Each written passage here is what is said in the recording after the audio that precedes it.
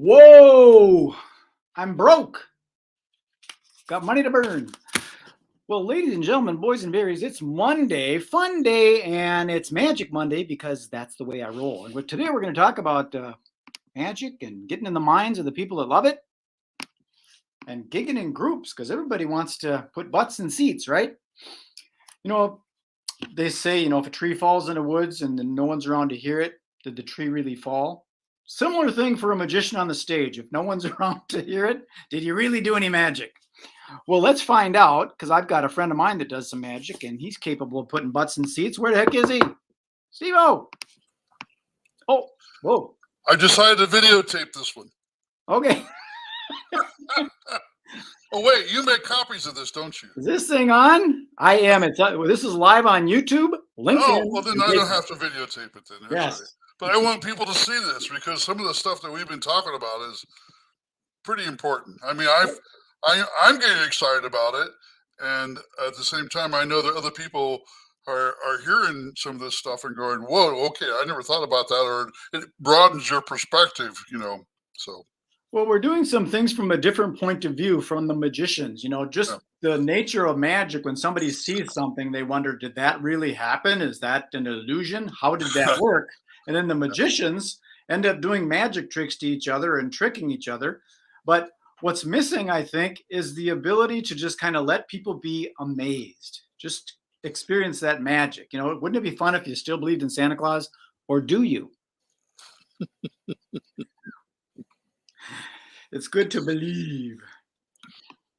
We're here to have some amazing experiences. That's what this is about, and so that's what I do. My job is to make people happy with putting smiles on their faces, and joy in their heart, and my style of magic is comedy. I used to try to be the suave and debonair type magician. I had the tails, the doves, the flowers, and the silks and canes and candles, and all of a sudden I realized that people were laughing during my show, and I'm going, what? This is not a comedy show. And then I watched the videotape of myself and I realized I was being funny. And I said, okay, I'm going to get rid of all that stuff. And I started putting comedy in my show and just interacting with the audience, and my career took off. So you have to find what fits you and find out what the audience can relate to, Sure. And then we've talked in the past about bringing down that fourth wall where, there's a wall between you and the audience, so that you actually interact with the audience and give them the feeling as though that they're actually part of the show, which they are. In my show, they are.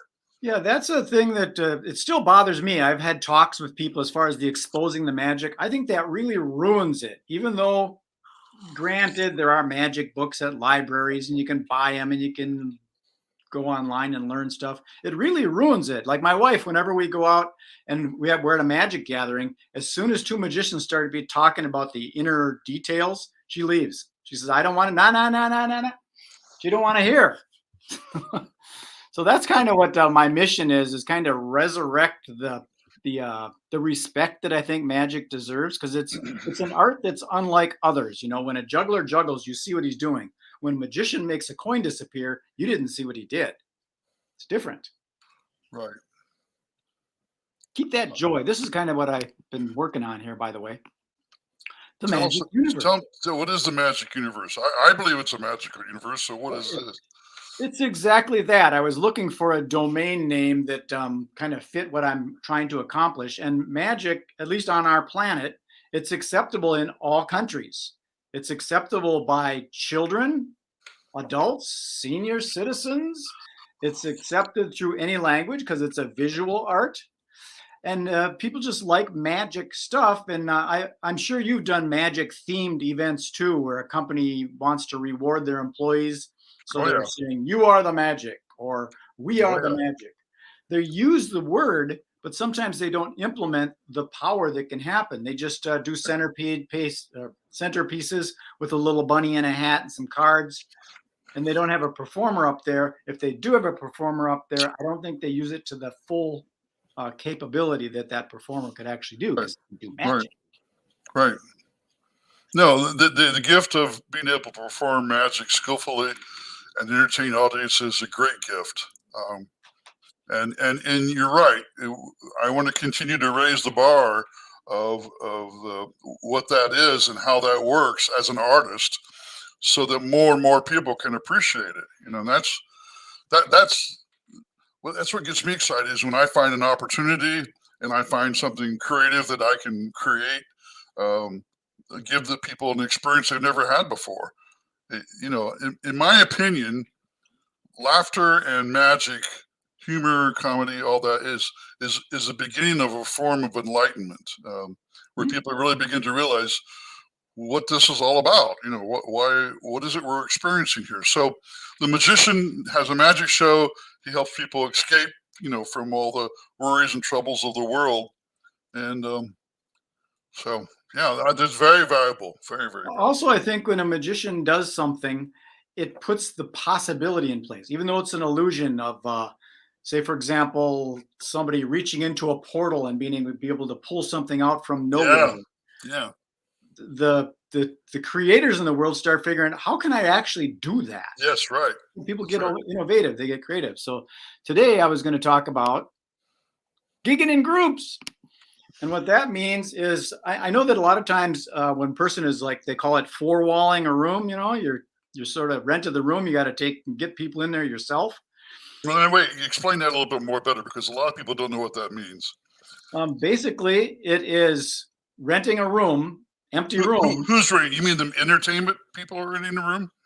Yeah, the performer. The performer is renting the room. Is actually renting the room. Wow. And they're responsible for putting the butts in the seats, and they got to. So they not only have to provide the show, but they have to provide the marketing and sell the tickets and all that.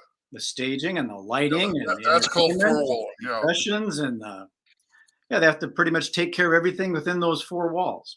And that is a difficult task, Yeah, and even a small thing like I've got a thing I do here locally. It's called the Magic Lounge. We did it on the river, on the riverboat.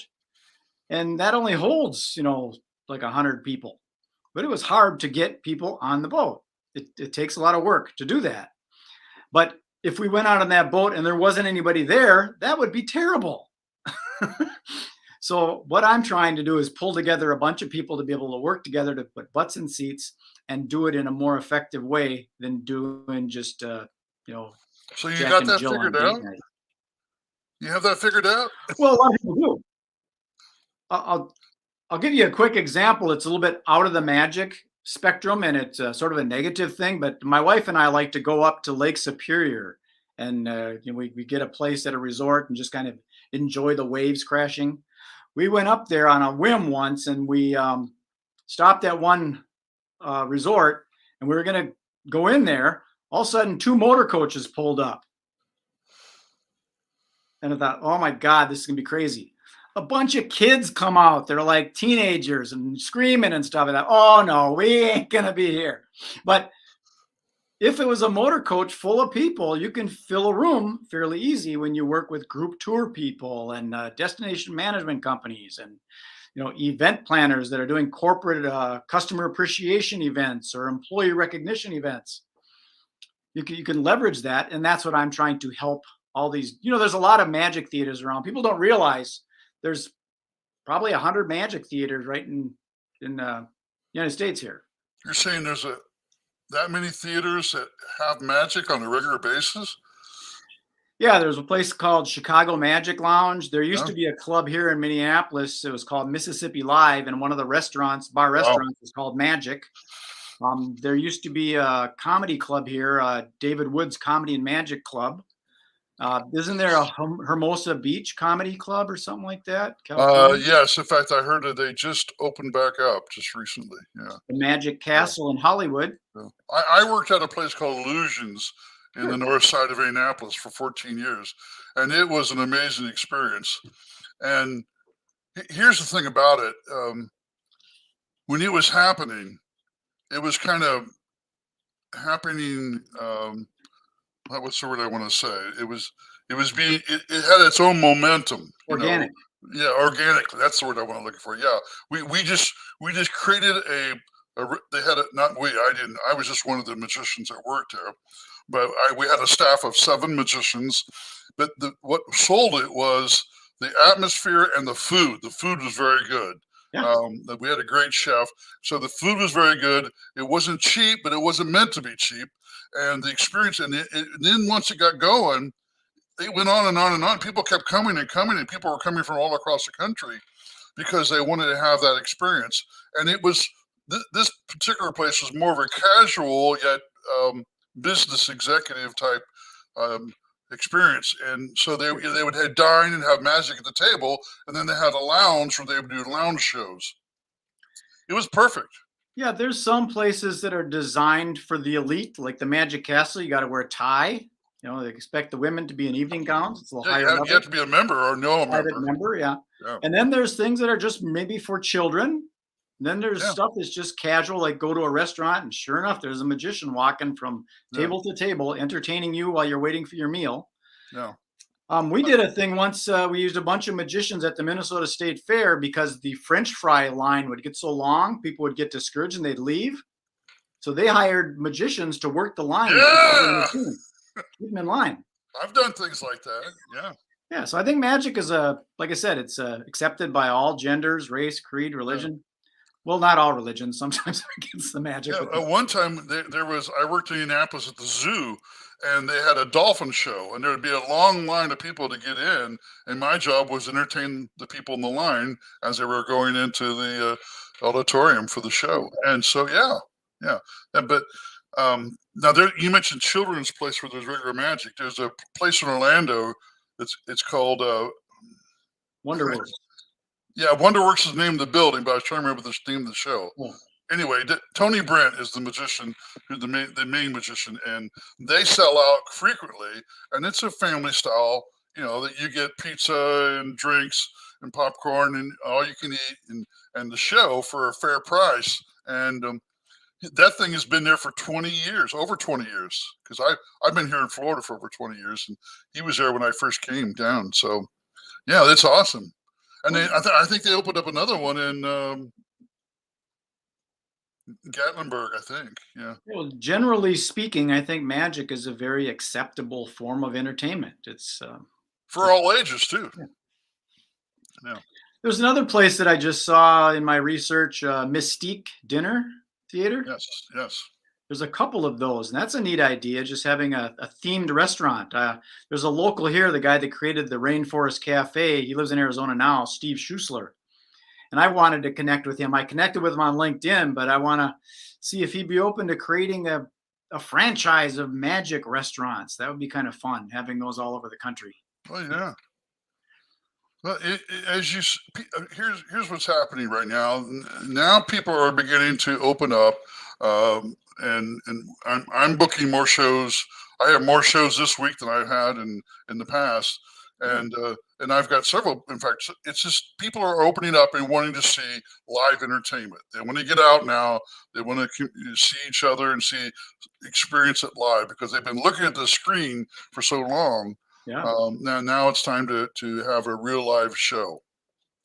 Yeah, and anybody that's out there listening that is like a corporate event planner, I would encourage you to connect with your local magician because their minds work in a very different way to create some. I mean, look what happened with live events were shut down. The Zoom thing came in, and all these magicians got very creative working with one camera.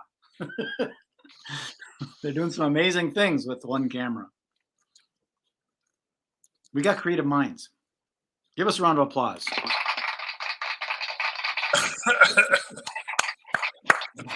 Yes, sir.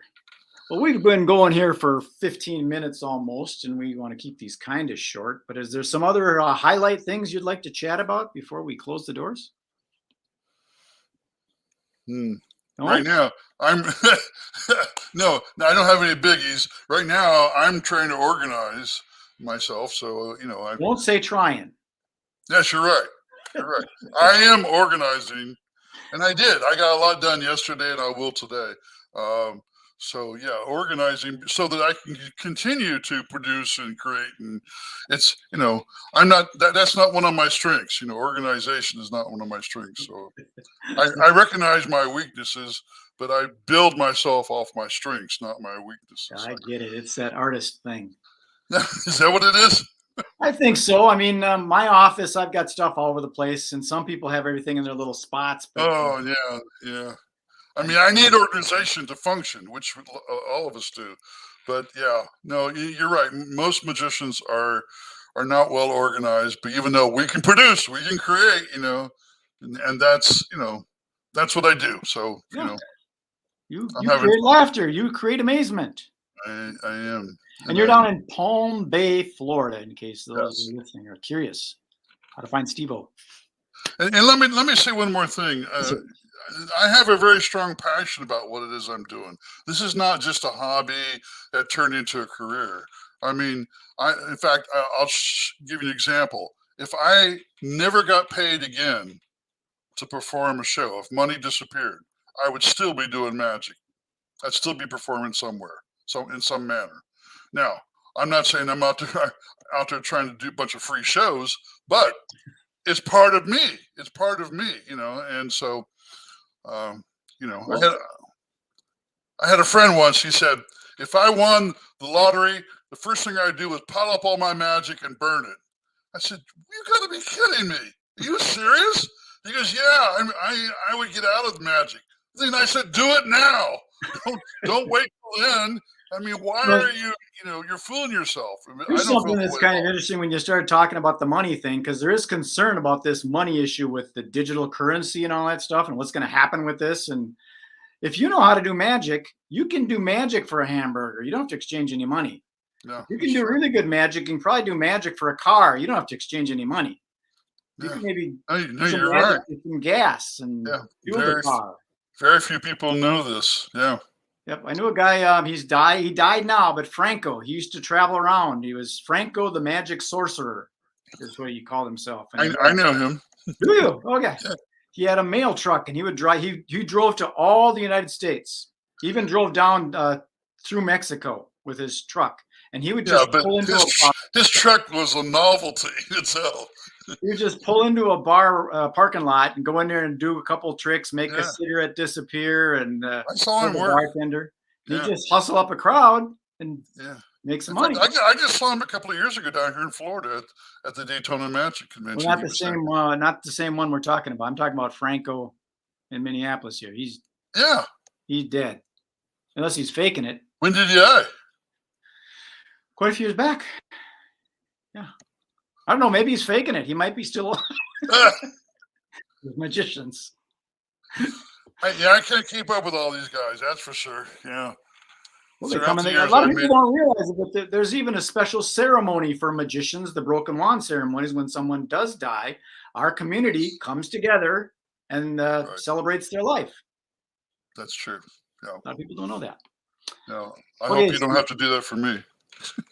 Well, eventually, we won't be able to You- break the wand. Well, you know, they say all the good magicians are dead, and I'm not feeling so well myself.